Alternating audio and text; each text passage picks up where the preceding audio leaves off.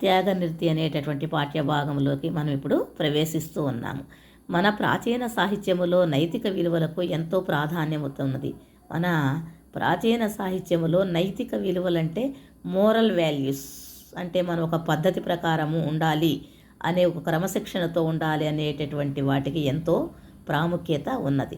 భారతం, రామాయణాలు ఉత్తములైన రాజుల కథలను వివరిస్తాయి. ఈ భారతములోను రామాయణాలు ఏం చేస్తాయి? ఉత్తములైంటే మంచి వాళ్ళైన రాజుల యొక్క కథలను గురించి మనకు తెలుపుతాయన్నమాట. వాటిలో శివచక్రవర్తి త్యాగ గుణానికి తార్కాణంగా నిలుస్తాడు. వారిలో శివచక్రవర్తి త్యాగం చేసేటటువంటి గుణానికి తార్కాణము అంటే ఉదాహరణగా ఇతడు నిలుస్తాడు, మారుపేరుగా నిలుస్తాడు. తనను ఆశ్రయించిన ఒక పావురాన్ని డేగ నుండి రక్షించడానికి తన ప్రాణాలను సహితము లెక్క చేయడు. ఏం చేస్తాడు? ఒక పావురం వచ్చి తను రక్షించమని చెప్పి శివచక్రవర్తి దగ్గరకు వచ్చింది. ఒక పావురాన్ని రక్షించటం కోసం తన ప్రాణాలను కూడా అతడు శివచక్రవర్తి లెక్క చేయడనమాట. అది ఎట్లా జరిగిందో, ఏ విధంగా తన ప్రాణాలను లెక్క చేయలేదు, ఈ పాఠ్యభాగం ద్వారా మనము తెలుసుకుందాము. ఇప్పుడు ఆట వెలది పద్యం వినండి. అంటే ఆట వెలది పద్యం. నిన్ను సత్యధర్మ నిర్మలునిగా విందునట్టి నీకు బాడి అయ్యే ఇప్పుడతి బుభుక్షితుండయున్న నాకు నా ఆహారమిజ్ఞ మెట్టులాచరింప. ఈ మాటలు ఎవరంటున్నాడంటే ఇంద్రుడు, డేగ రూపంలో ఉన్నటువంటి ఇంద్రుడు శివి చక్రవర్తితో అంటున్నాడు. పావురం వచ్చి ఏం చేసింది? శివి చక్రవర్తి దగ్గరకు వచ్చి శరణ వేడి, నన్ను కాపాడు, నన్ను డేగ తింటుందని చెప్పి శరణ వేడింది. అప్పుడు శివి చక్రవర్తి ఏం చేశాడంటే నిన్ను కాపాడుతానని చెప్పి దానికి అభయాన్ని ఇచ్చాడు, వాగ్దానం చేశాడు. చేసిన తర్వాత ఇప్పుడు డేగ రూపంలో ఉన్నటువంటి ఇంద్రుడు శివి చక్రవర్తి దగ్గరకు వచ్చి ఈ విధంగా అంటున్నాడు. ఏమని? నిన్ను సత్యధర్మ నిర్మలునిగా విందునట్టి, నిన్ను సత్యానికి ధర్మానికి మారు పేరుగని చెప్పి నిన్ను గురించి నేను విన్నాను. అటువంటి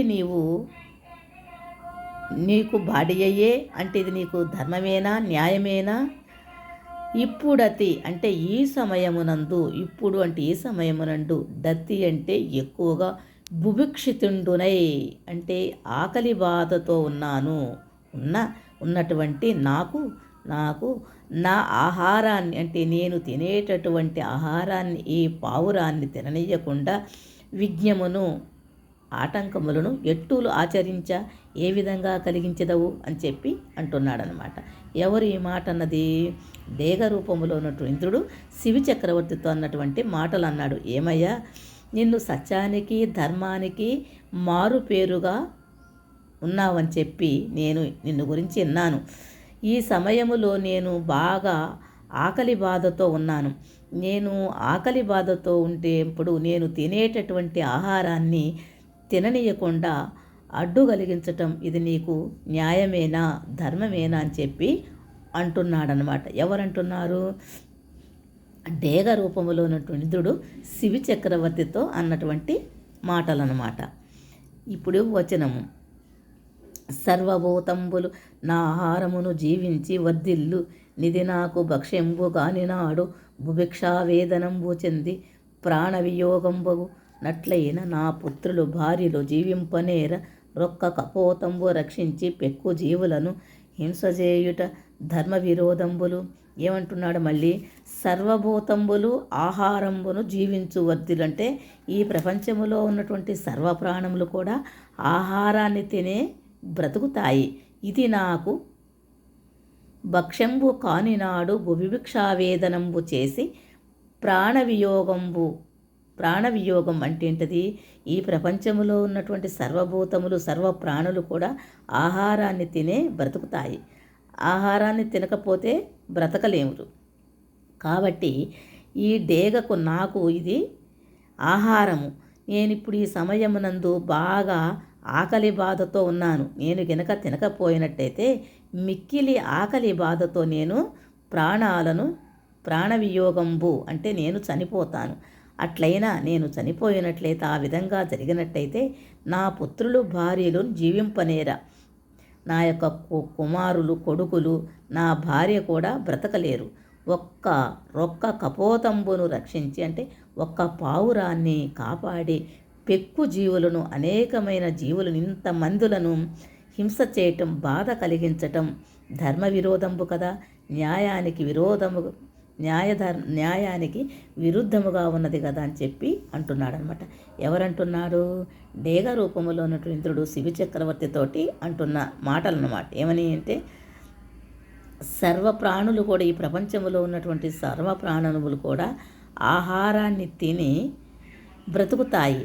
కాబట్టి ఇది నాకు ఆహారము, ఈ పావురము కూడా నాకు ఆహారమే.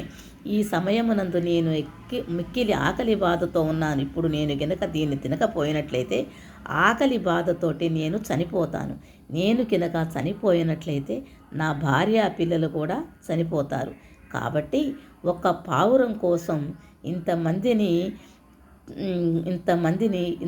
చనిపోయేటట్లు చేయటం ధర్మానికి విరుద్ధం కదా అని చెప్పి అంటున్నాడంట. ఎవరంటున్నారు? డేగ రూపంలో ఇంద్రుడు శివ చక్రవర్తితో అన్నటువంటి మాటలు. ఇప్పుడు పద్యం ఉంది. అంటే ఏంటి? కందపద్యం అన్నమాట. కందపద్యములు ఏముంది? ధర్మజ్ఞులైన పురుషులు ధర్మమునకు బాధుసేయు ధర్మమునైన ధర్మముగా మదిందలంపరు ధర్మము సర్వంబులకు హితంబుగా వలయున్. అంటే ధర్మజ్ఞులైన పురుషులంటే ధర్మము తెలిసినటువంటి వారు ధర్మమునకు బాధసేయు ధర్మమునైన ధర్మానికి విరుద్ధముగా ఉన్నటువంటి విషయమునైనను ధర్మముగానే భావిస్తారు. అంటే ఏంటది? ధర్మము పూర్తిగా ధర్మము న్యాయము తెలిసినటువంటి వారు ఏదైనా ఒక విషయానికి అధర్మం అయినప్పటికీ కూడా ధర్మము తెలిసినటువంటి వాళ్ళు గనుక అది ధర్మముగానే భావించాలి. ధర్మము సర్వ ప్రాణులకు హితంబుగా వలెను. ధర్మము అనేటటువంటిది అన్ని ప్రాణులకు హితం అంటే మంచిని కలిగించే విధముగానే ఉండాలని చెప్పి అంటున్నాడు. ఏమని? ధర్మము తెలిసినటువంటి పురుషులు ధర్మానికి విరుద్ధంగా ఉన్నటువంటి విషయమునైనను ధర్మముగానే భావించాలి. ధర్మము అనేది అన్ని ప్రాణులకు సమానము కదా అని చెప్పి అంటున్నాడనమాట. ఇది వచనం అన్నమాట. అంటే ఇక్కపోతంబు నాకు వేదవీతంబైన ఆహారంబు సేనహాం కపోతాన్ కాదయంతి అను వేదవచనంబు గలదు. కావున దీని నాకు ఆహారంబుగా నిమ్మనిన దానికి శివిట్లని ఏంటది? వచనములు ఏంటంటే ఈ కపోతంబు, ఈ ప్లస్ కపోతం త్రికసంధి, ఈ పావురము నాకు వేద విహితంబైన ఆహారం అంటే శాస్త్రపరమైనటువంటి వేద ప్రమాణమైనటువంటి ఆహారం. అంటే ఏంటది? డేగలు పావురాన్ని తింటాయి అనేటటువంటిది ఒక నానుడి ఉన్నది. అంటే సేనహం కపోతాన్ కాదయంతి అంటది ఏంటిది? డేగలు పావురాలను తింటాయనేది వేదశాస్త్రం ప్రకారము ఉన్నది. మనుషులు ఆహారాన్ని ఏ విధంగా తింటారో డేగలు కూడా పావురాన్ని తింటారు అని వేదశాస్త్రం ప్రకారం ఉన్నది. కావున దీని నాకు ఆహారంబుగా నిమ్మని అడిగింది. కాబట్టి ఈ పావురాన్ని నాకు ఆహారముగా ఇవ్వమని చెప్పి డేగ రూపంలో ఉన్నటువంటి ఇంద్రుడు శివ చక్రవర్తితోటి అంటున్న